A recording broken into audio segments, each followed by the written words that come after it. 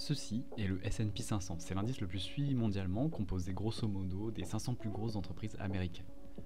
Récemment, les indices mondiaux chutent à nouveau, entraînés par les décisions fortes du président Trump sur les tarifs douaniers notamment, et la crainte d'une stagflation à venir.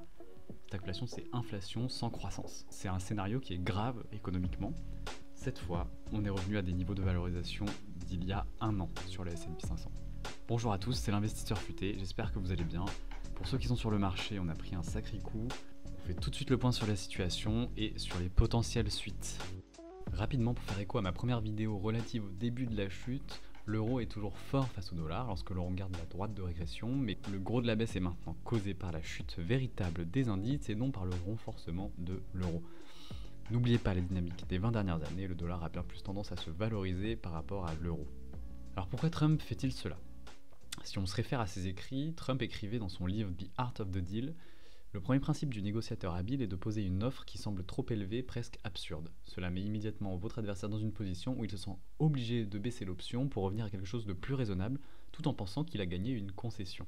Sauf que cette concession est en votre faveur.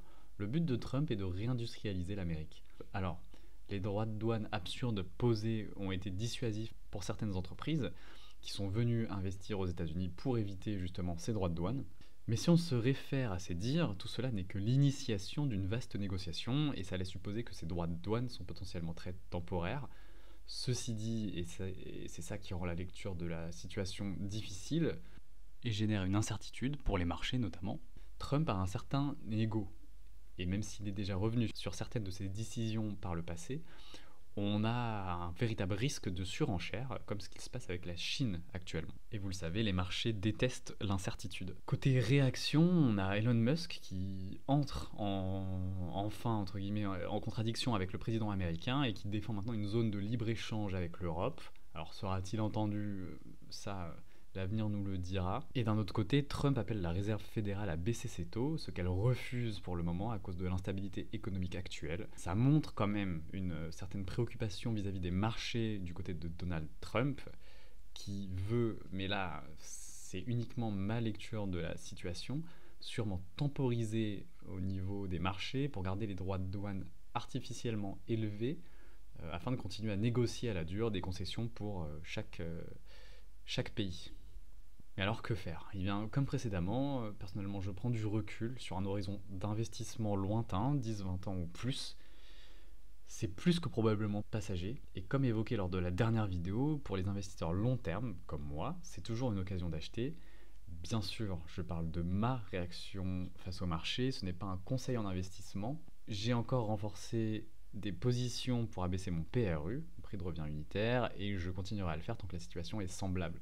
Je pense surtout à ne pas vendre, même si ça continue à baisser. Il faut garder en tête qu'il est très compliqué de bien timer les marchés. Donc acheter au point le plus bas est vraiment improbable. Je n'ai toujours aucune certitude sur quand ça remontera, mais bon, je pense toujours que ça remontera. On a plusieurs signes qui peuvent pointer vers un adoucissement des tarifs douaniers. Je rappelle qu'il n'y a rien de concret pour l'instant, et il faut aussi bien prendre en compte dans l'équation l'ego de Trump qui peut toujours empirer la situation. Mais n'oubliez pas non plus que 50 à 60% des Américains sont exposés à la bourse pour leur retraite, notamment via des fonds de pension. Un marché trop baissier pourrait ronger les retraites de certains Américains et donc retourner l'opinion contre Trump, parmi même ses électeurs. Alors, petite nouvelle de dernière minute, j'ai tourné cette vidéo le 8 avril.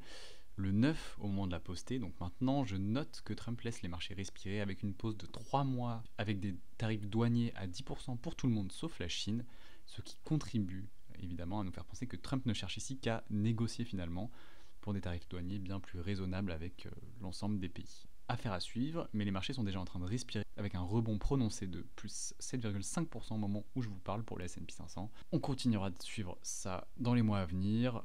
On a 3 mois devant nous de respiration en attendant. Voilà, en tout cas j'espère que cette courte vidéo vous a plu, vous a peut-être donné un peu plus d'infos sur la situation actuelle. En attendant, n'hésitez pas à vous abonner, ça me fait toujours plaisir, et à utiliser le lien Bourse en Banque qui est en description. Je vous souhaite de bons investissements, c'est un moment clé. Surtout ne vous en voulez pas si vous ratez les points bas du marché. De toute façon, c'est quelque chose qui est quasiment pas faisable. Et pareil, si vous n'avez pas eu les liquidités pour investir dans les creux de marché, c'est pas grave, sur le long terme, ce sera complètement effacé. En tout cas, je vous souhaite de bons investissements et je vous dis à bientôt.